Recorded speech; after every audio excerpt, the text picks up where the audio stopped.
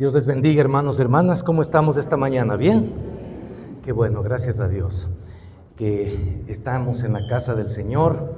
Y pues si en verdad hoy día tenemos una actividad que divierte a la familia, pues es bueno venir al templo y organizarnos para escuchar la palabra, ¿verdad?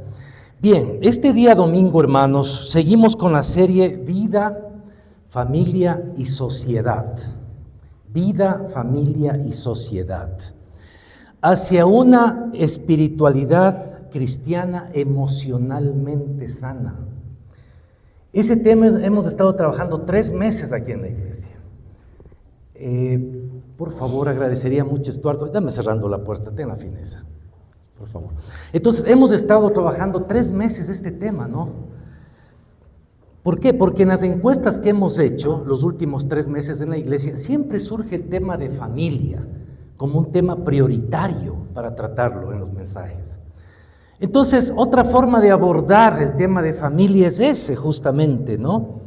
Proponerlo como vida, familia, sociedad y esforzarnos por ser una iglesia que da pautas para vivir al interior de las familias una espiritualidad cristiana emocionalmente sana. Y quiero decirles que todos los domingos hemos tenido gran bendición. Esta mañana espero no sea la excepción. Yo voy a tocar el tema, atención, sanidad para las experiencias adversas de la niñez. ¿Saben qué? Hoy hay mucho, esto empezó en el año 98 aproximadamente. Hubo un par de investigadores que empezaron a tocar, a investigar cómo, por decir algo, la violencia en la vida de un niño o niña incide en cómo le va en su matrimonio, incluso cómo la violencia incide en el Producto Interno Bruto de las naciones. ¿Usted piensa que es barato mantener tanta gente presa? Incide en el Producto Interno Bruto de las naciones el tema de violencia. ¿Y dónde nace la violencia? En los hogares, en los procesos de crianza o malcrianza al interior de las familias. Entonces, el año 98, Vincent Felitti, un médico, 2 médicos neurocientíficos empezaron a investigar sobre cómo las experiencias adversas inciden en la vida de un ser humano. ¿Ya? Usted puede después ver esto. Vincent Felitti y Robert Anda fueron los 2 científicos que para Harvard investigaron este tema. Después que salga del culto, ponga en su buscador EAN, experiencias adversas de la niñez, y le va a salir cualquier cantidad de material. Porque este es un tema que se ha desarrollado ya mucho en el mundo y que está siendo estudiado. La Biblia habla de los niños y niñas. La Biblia los niños fueron criados. Por ejemplo,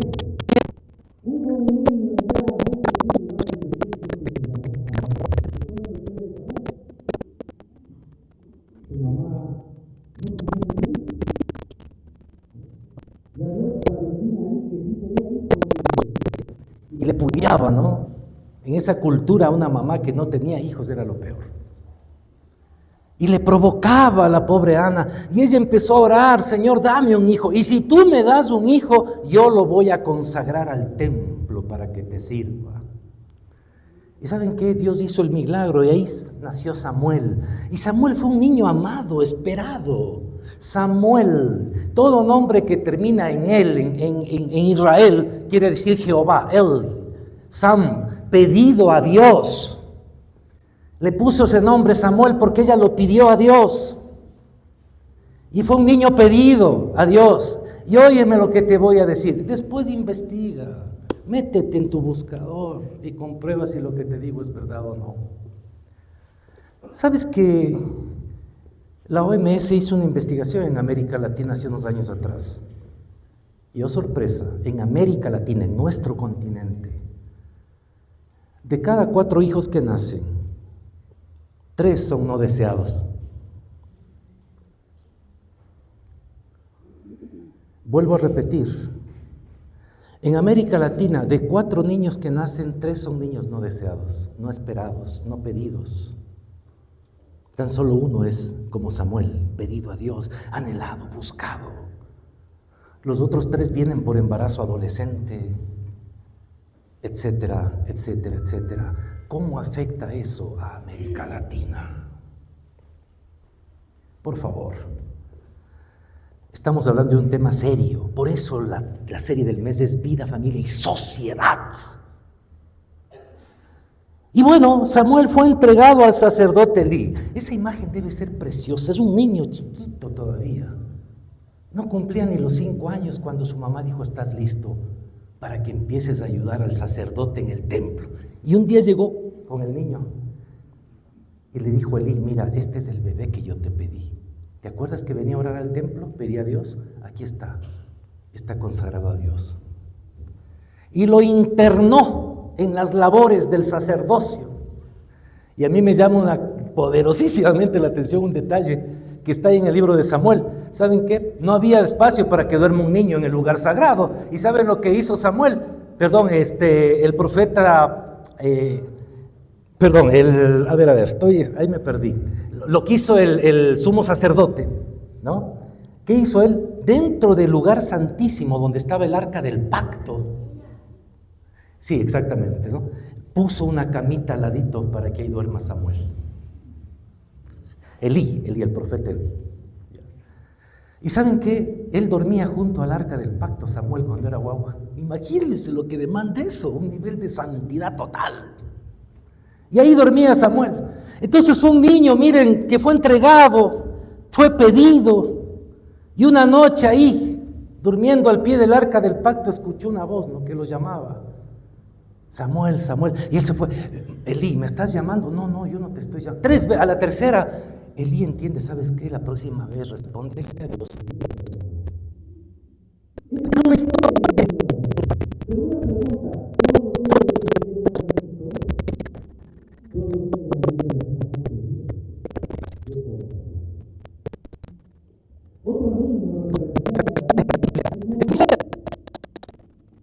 Ya sabemos la historia, ¿no?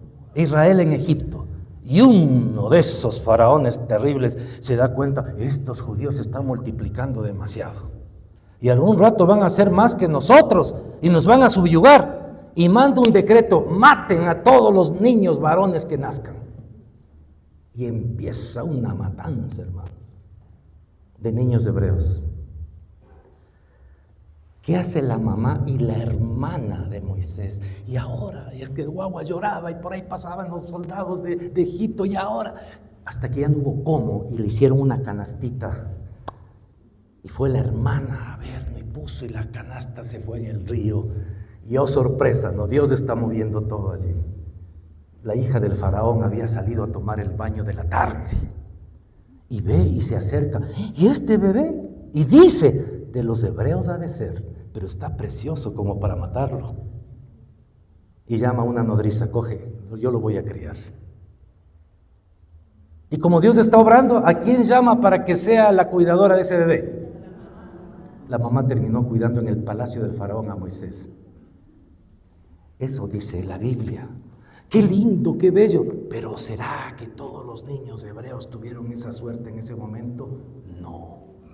¿Será que los niños en América Latina hoy tienen esa suerte de tener cuidadores así? No. Bueno, en el Nuevo Testamento hay un niño precioso que tuvo una mamá de sacarse el sombrero. El papá, como mucho sucede en América Latina, perfil bajo el papá. Pero la mamá, estoy hablando de María, la madre de Jesús. Por favor, vean Lucas 2:52. Ahí se nos habla algo de la infancia de Jesús. Y ahí vemos cómo él era criado, cómo fue criado Jesús. Porque fue un ser humano, se encarnó, tomó forma de hombre. Y dice la palabra en Lucas 2:52 lo siguiente: y Jesús, ¿qué? Crecía en sabiduría y en estatura y en gracia para con Dios y los hombres. Esto fue cuando a los 12 años se le escapó a María y a José y se fue al templo. Y María le dice: hijo, ¿por qué nos has hecho esto? Por favor, yo ya les dije que en los negocios de papá tengo que estar, pues. Y esta mujer era sabia, no le cayó a garrotazos. No vemos a un José: la próxima que nos hagas esto. ¿Por qué nos haces esto? Y el niño, dice, crecía, Jesús crecía en sabiduría, en estatura y en gracia. Qué lindo. Era un niño bien criado, porque crecía en sabiduría, en gracia y en estatura. Es el desarrollo integral del ser humano. Pero otra vez, hermanos y hermanas, no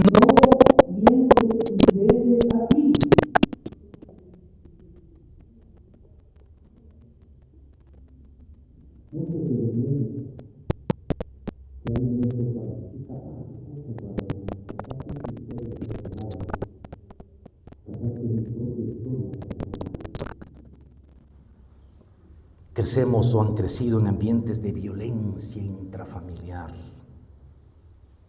Ese es uno de los principales problemas que afecta a la sociedad ecuatoriana, hermanos, sépanlo. Y que se agudizó en la pandemia. La violencia intrafamiliar es un problema que aqueja a todo el mundo, por lo que existe preocupación en organismos mundiales de salud, como la Organización Mundial de la Salud, por este tema. ¿Por qué? Porque ha sido declarado un tema de salud pública, la violencia intrafamiliar. Ya no hay tal de que aquí no te metas, esta es mi casa, y aquí hacemos las cosas y de aquí no salen. Qué torpeza, qué ignorancia. Todo acto de violencia intrafamiliar es un problema de salud pública normado por normas públicas. Puede ser denunciado y te mandan a la cárcel sin problema. Para bajar un poco la violencia dentro del hogar, la Organización Mundial de la Salud declaró a la violencia intrafamiliar como un problema de salud pública. ¿Cuánto que nos falta conocer, hermanos? Así pasó una vez que hubo una denuncia y fui a hablar. A mí no me importa, a veces hasta puñetes, hermano, me he tenido que esquivar. Esto es de aquí. Le dije: no es de aquí, fíjese. ¿Por qué me meto? Porque es un problema de salud pública. Vaya a leer. Las personas que tienen problemas en la familia, en su mayoría sienten vergüenza de revelarlo. Y otras son ignoradas, creándole varios trastornos a la víctima que a veces incluso llegan al suicidio. Estas personas, en lugar de recibir ayuda en ocasiones, reciben respuestas que minimizan el conflicto. Cuando estas víctimas de violencia solicitan un consejo, debe entenderse que la persona está buscando ayuda. Salga del culto y métase a su aparato y ponga Diario El Universo. El día de ayer un chico se suicidó en la ciudad de Milagro y dejó una carta, y lo que decía era: lo único que quería era un abrazo. ¡Ping! Estamos hablando de un tema muy serio, hermanos y hermanas. Muy serio. Yo podría citar cosas otras aquí, pero ahora viene a mi mente, ¿no? Paz y Esperanza es una organización no gubernamental que tiene sede en Guayaquil. Y hace 10 años, más o menos, 10 años, hizo un estudio de la violencia en los hogares cristianos evangélicos de las iglesias evangélicas de Guayaquil. Eso está en el internet.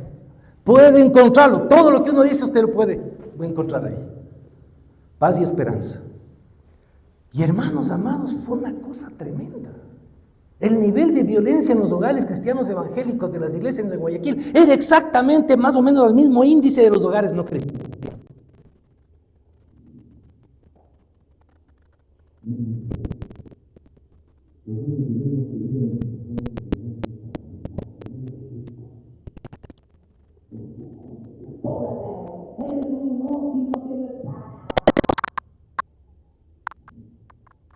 Estos niños, esas niñas desarrollan sentimientos de culpabilidad, que con el tiempo pueden tener consecuencias altamente negativas. Eso es lo que vamos a ver hoy. Muchas veces acumulan trastornos de ansiedad, depresiones y también aumentan considerablemente conductas agresivas. Estudios han demostrado que niños, niñas maltratados tienen mayor posibilidad de padecer trastornos psíquicos en edad adulta, así como en reproducir conductas violentas o también ser víctimas de ellas.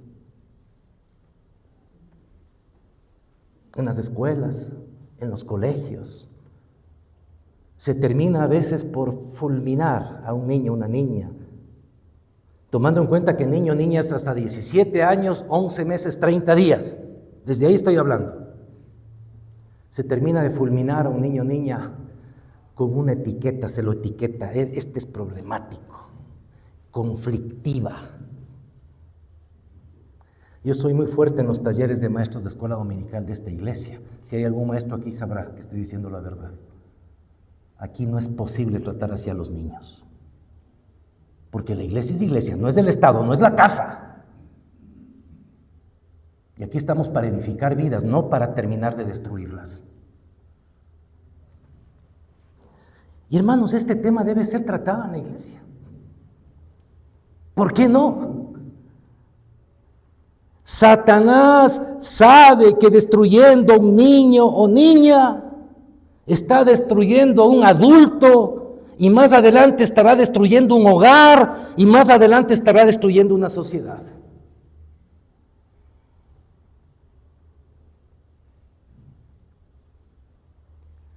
No tengo el dato específico, pero veo programas de televisión, en el Investigation Discovery, ¿no? Esos perfiles de criminales, de gente así, y lo típico. Se crió en un hogar disfuncional, le encargaban por todo lado, peloteado por aquí, peloteado por allá, típico. El diablo sabe que destruyendo un niño, destruye un adulto, una familia y una sociedad, hermanos. Y la iglesia es parte de la sociedad, nosotros somos parte de la sociedad. ¿Decimos amén o no, hermanos? Primero, ¿quién es la iglesia? Eso, yo. Nosotros, pero yo. Y yo estoy en la sociedad. Y la iglesia es parte de esto, y la iglesia tiene que tener alternativas, presentar soluciones. Y ahora sí quisiera pedir, no sé quién maneja esto, pero que me socialice el cuadro de experiencias adversas de la niñez. Hermana María, si puede decir a la pastora Moniquita que me pase la pantalla ahora sí, o no sé quién está, bueno. Ya, ese es, perdón, gracias, ahí está, gracias, joven Joel. Miren, ¿sabe qué? Usted puede pedir estas notas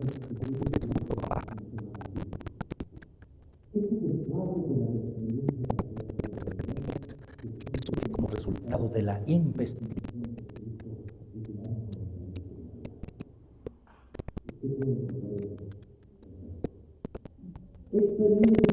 de la niñez. Hay 3 tipos de experiencias adversas de la niñez. Primero, las que se asocian con abuso. Segundo, las que se relacionan con disfunción familiar. Y tercero, las que se asocian con negligencia. Abuso, disfunción familiar y negligencia. Esas son las experiencias adversas de la niñez que muchos niños han pasado, y puede ser que tú y yo hemos pasado. Y que si no nos sanamos, somos reproductores de lo mismo, hermanos. Somos reproductoras de lo mismo, hermanas. Y si aquí como iglesia queremos producir un cambio con valores del reino de Dios, por lo que Cristo dice que vive en nosotros, esto hay que tratarlo. Vamos a abuso. ¿Qué clases de abuso hay? Básico, ¿no? Físico. Niños maltratados. En nombre de que hay que criarlos bien. Gracias, Moni, ya está. La letra con sangre entra. Y oiga, hermano, hermana, esto es tremendo. Yo voy a contar algo, ya les conté alguna vez. Yo trabajé por más de una década en estos temas en la organización que antes trabajé. Pero el caso que más me impactó fue un hermano de la iglesia. No puedo dejar de mencionar porque es el caso que más me impactó y me atravesó el corazón. Ellos eran migrantes, ella y él. Se conocieron en Quito, costeños, trabajadores, hermanos. Él tenía un carrito de comida que vendía en La Marín. Cosa seria, hermanos. Vendían. Cuando les iba mal, vendían 350 platos diarios. Y la esposa me decía, pastor, ¿cuándo nos visita? Y un día le digo a mi esposa, vamos, y nos fuimos. Vendía caldo de manguera, hermanos. Pero qué rico, hermano. Con limón y ají, ya. Y ahí, repleto, ahí la calle, ¿no? Entonces, pues nos encontramos el domingo con los hermanos en la iglesia. Les digo, les felicito, hermanos, qué bendición. Sí. Y la hermana dice, pastor, venga un ratito. ¿Sabe qué, pastor? Nos va muy bien como usted ve, pero nos va mal. ¿Por qué, hermana? Mi esposo es adicto a la droga. Y todo lo que ganamos se va en drogas.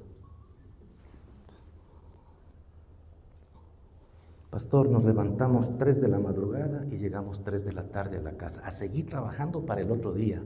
Pero el tipo 5 de la tarde ya se desaparece.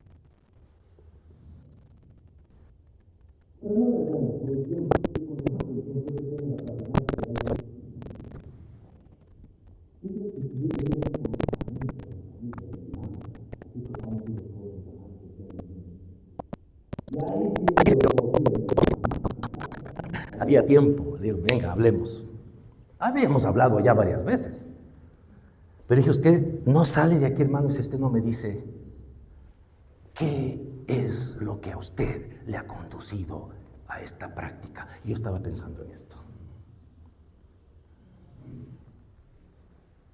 ¿Y saben qué me dijo él?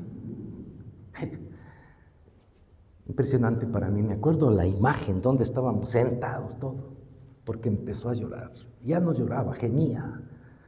Pastor, éramos 2 hermanos, mi hermana y yo, papá y mamá, y mi mami tenía una tienda. Entonces nosotros ayudábamos y un día papá y mamá tuvieron que salir y me dejaron a cargo de la tienda. Ahí eran tiempos de sucres. Y cuando ya venían me cogí un sucre. Y ya todo bien. Y esa tarde fui a la escuela y no podía llegar con plata en el bolsillo. Me gasté todo en caramelos, chupetes, invitaba a todo el mundo. Yo era feliz. Pero cuando regresé a casa, mi papá se dio cuenta que faltaba el sucre. Vengan acá, ¿quién se cogió el sucre? Oigan, la dignidad de un niño no vale $1. Nunca pierda de vista eso. Usted viene aquí para educarse en la iglesia, para coger nuevos valores, porque eso es lo que nos diferencia del mundo. La dignidad de un niño, de una niña, no vale $5. ¿Y qué hizo este hombre? A la antigua, ¿no? ¿Qué sería de nosotros si no hubiera sido así? Por favor, pensemos las cosas que hablamos.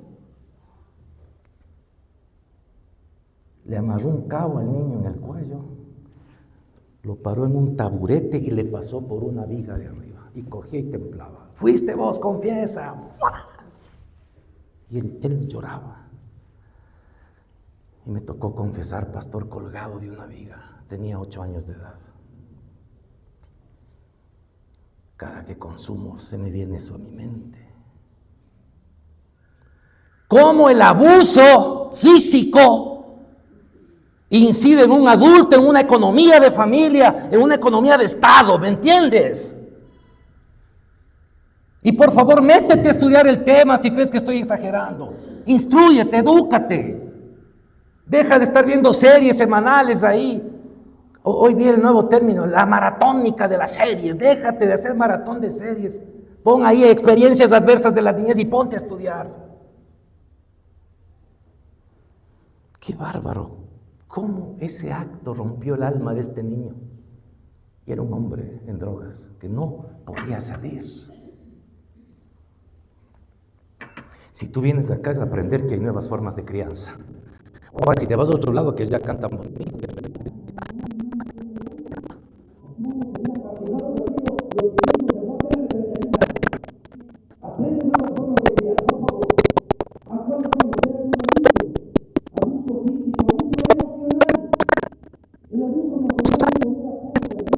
Tratarlo, es insultarlo, bruto, no sirves para nada.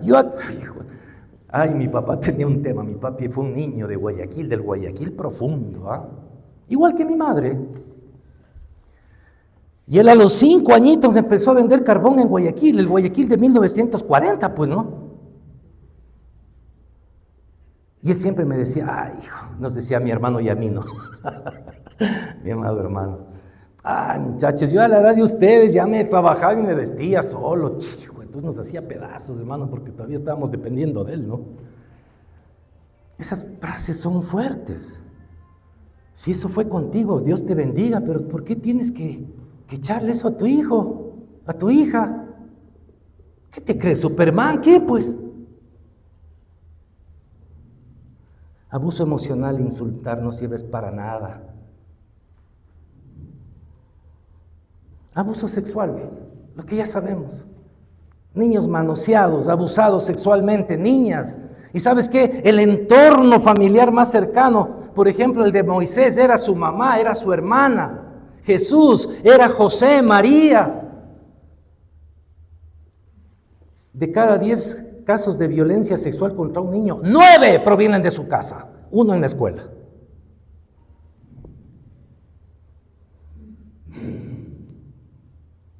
¿Cómo marca la vida, la memoria de un niño, de una niña, haber sido abusado sexualmente por su abuelo, su tío, su hermano mayor, sus primos?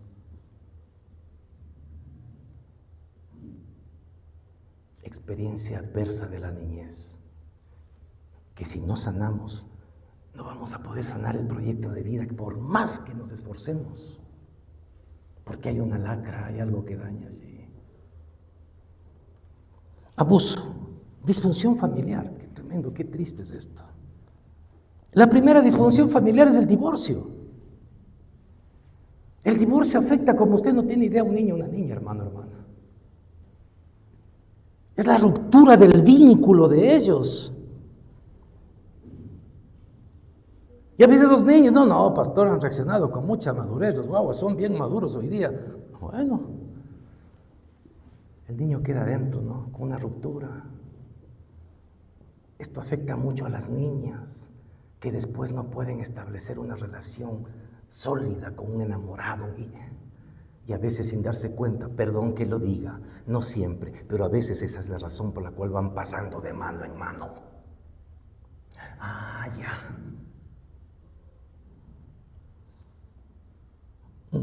Abuso de sustancias químicas y alcohólicas en el hogar. Disfunción familiar.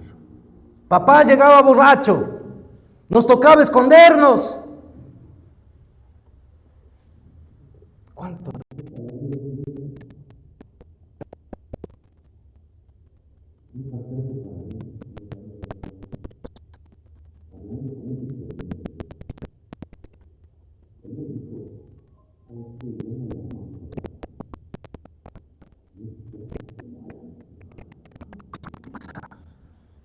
Es que tú no sabes, me dijo, y así se indignó, ¿no? Desde que éramos niños, llegaba el día viernes, desaparecía, y llegaba el domingo al mediodía completamente borracho, porque era un alcohólico, y desde la cama nos gritaba, tráeme el desayuno, si no, y ponte vos a desobedecer, te caía a golpes el borracho. Toda la vida fue así, es más, ahorita está recuperándose de una borrachera. Disfunción familiar debido al abuso de sustancias químicas y alcohólicas. ¿Cuánto destruye la vida de un niño? Es una experiencia adversa de tu niñez quizás. Violencia de género, disfunción familiar. El taita pegando a la mamá y el niño viendo eso ahí. Qué duro es eso, hermanos. Cuando el niño crece en medio de la violencia, de encarcelamiento. Uno de los familiares del papá, la mamá, un hermano va preso. Y el niño, ¿qué pasó aquí? Eso está pasando mucho hoy, ¿no es cierto?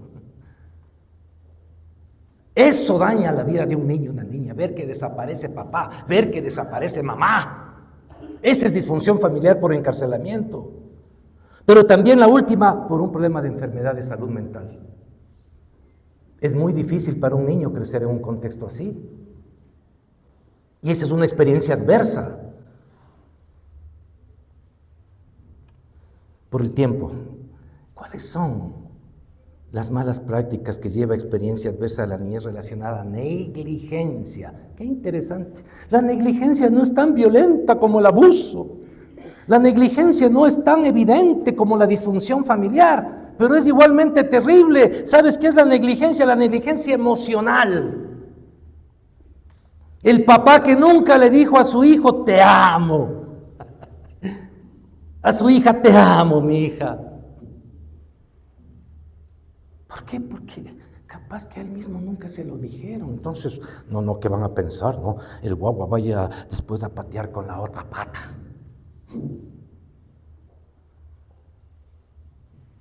Señoritas que crecen sin el afecto paterno, sin un abrazo del papá, una caricia, muchas veces terminan buscándolo muy temprano fuera de casa. ¿En qué nos equivocamos?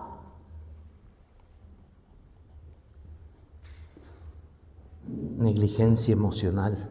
Dígale a su hijo que lo ama, que lo abraza. Cuidado. He manejado casos, hermanos, en estos 37 años de pastorado, en que la mamá es cariñosa con sus hijos y el taita celoso. ¡Pasa!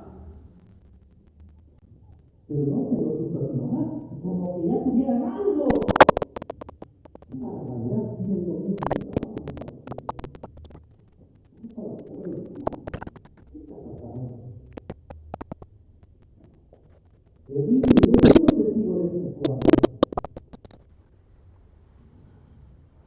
Negligencia física.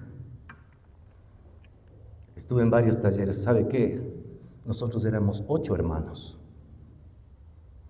8. No alcanzaba la comida para tantos.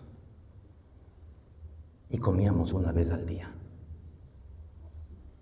Y una persona de ellas, ya un joven abogado profesional que buscaba ayuda, me dijo, pastor, no le exagero, mi infancia yo pasé con hambre. Hay una negligencia física, porque si tienes hijos y nadie te pidió ser taita y mama es para darles de comer, pues.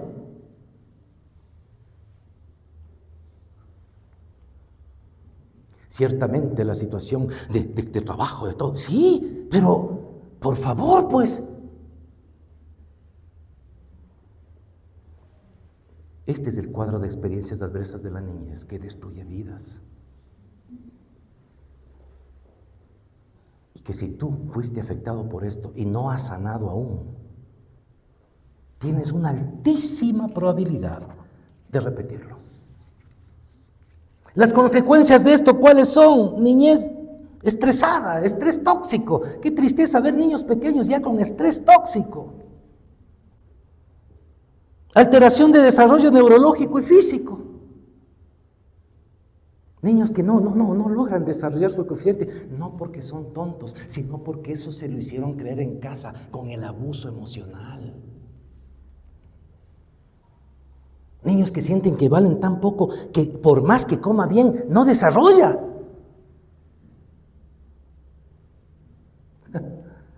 Piensan que exagero. Les hablo un profesional, hermanos. Trabajé en una ONG y una vez nos encontramos con un cuadro increíble en una comunidad indígena, en la misma comunidad. Aquí una casa y al frente la otra. En esta casa había niños con una desnutrición tremenda y acá bajo las mismas condiciones, comiendo lo mismo, los niños estaban bien. ¿Qué pasaba?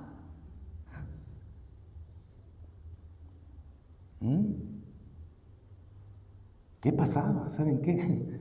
Pasaba esto, que acá solo había maledicencia, gritos, maltrato. Y comían lo mismo que acá, pero acá saben que había afianzamiento, ternura, amor, validación del niño. Eso se refleja también en el desarrollo físico, porque el ser humano no es un burro, solamente traga y ya, no, el ser humano es afecto, es emociones, tiene piel. Y así podríamos decir muchas cosas. Desde la palabra de Dios, ¿qué podemos decir? Primero,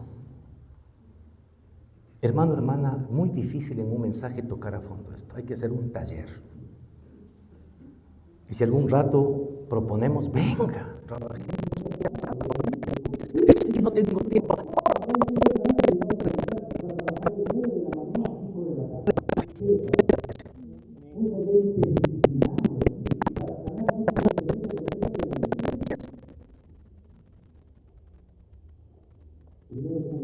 Es importantísimo aprender a reconciliarse con su historia de vida.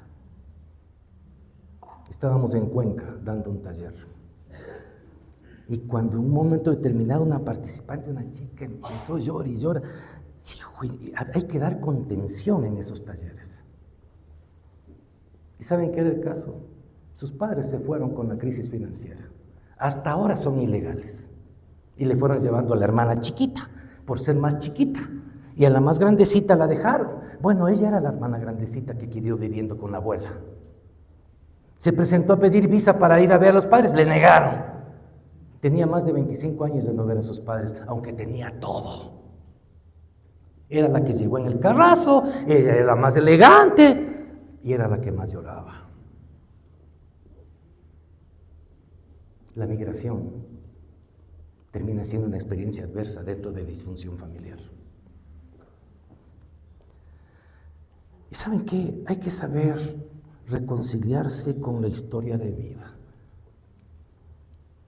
Tienes que entender que ese maltratador posiblemente estaba enfermo también de violencia y no tenía otros parámetros. No tenía otros parámetros. Y qué difícil para uno, pero sí, pero ¿y qué? Eso no quita lo que... ¿Ah? Reconciliarse con la historia de vida. Me tocó esta vida. No me voy a comparar con nadie, voy a trabajar mi proceso de vida. Y analiza, papá, mamá, te aseguro, te lo recontra aseguro, que si fue un maltratador, él también fue maltratado en su infancia. Repitió el modelo.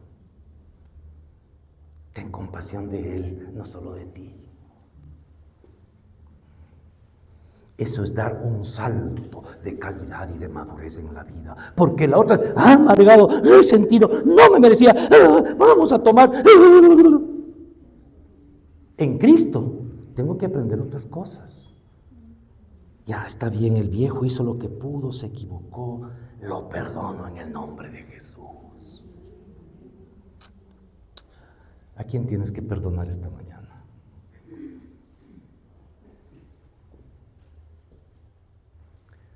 Dos, nuestro Señor Jesucristo en Mateo 7:12, nos enseñó una regla de oro que dice así: así que todas las cosas que queráis que los hombres hagan con vosotros, así también haced vosotros con ellos, porque esto es la ley y los profetas. Esa es la regla.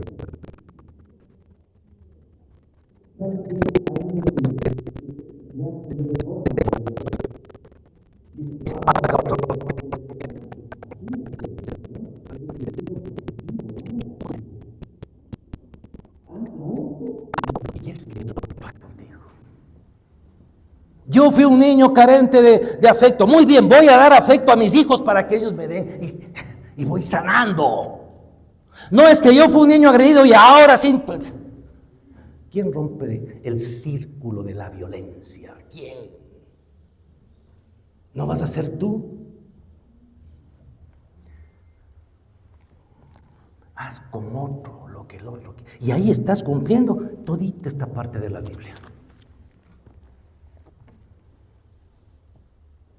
Primero, otra vez, reconcíliate con tu historia de vida. 2, practica la regla de oro.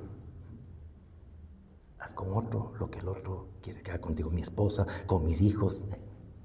Y la palabra completa y dice, no te canses de hacer el bien, porque a su tiempo segarás si no desmayas. Gálatas 5. ¿Listo? No, estos son valores. No te canses de hacer del reino de Dios. Los valores de este mundo te dicen que ya un rato y ya dejes esa tontería. No. No es así, fíjense. Reconcíliate con tu historia de vida. Practica la regla de oro.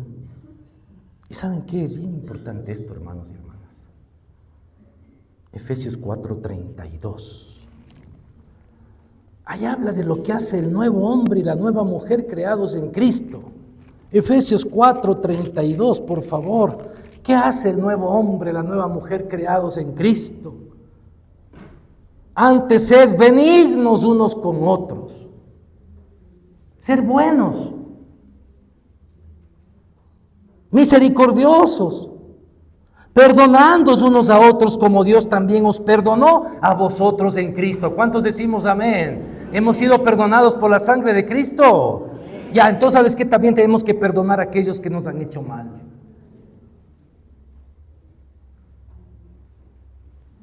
Rompe el lazo del dolor, de la amargura. ¿Y sabes qué? Sé benigno, no maligno.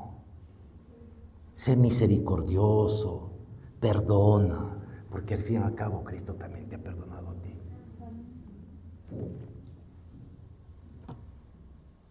Chicas solteras que andan por acá, chicos solteros que andan por acá, vean, no solo estén viendo si el guagua que bestia, qué bozarrón que tiene, parece locutor, o ve el man, qué lindo que se ve, y ves ese man, ese pantalón. ¿Saben qué, jóvenes? Uno tiene que conocer estas cosas en el proceso de conocer un chico o una chica. Fíjense. Claro, no, ahora mucho gusto. ¿Cuál es tu experiencia adversa de la niñez? No, pues. Pero conozca, o sea, ya con el paso del tiempo, cacha, ¿quién es ese man? ¿Quién es esa mancita? De verdad. Eso es lo determinante en una relación.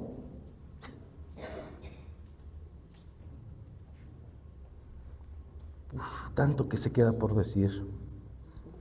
Hermanos, termino con esto. La iglesia del Señor es un poderoso agente del reino de Dios, en donde se dan milagros de transformación de vidas por el poder liberador de la sangre de Jesús. ¿Cuántos dicen amén? Cierre sus ojos, Señor. Qué fuerte hablar este tema, porque todos fuimos niños.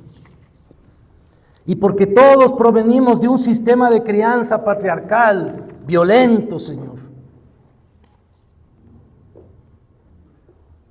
No salga del templo sin decir, Señor, a mí me duele esto todavía.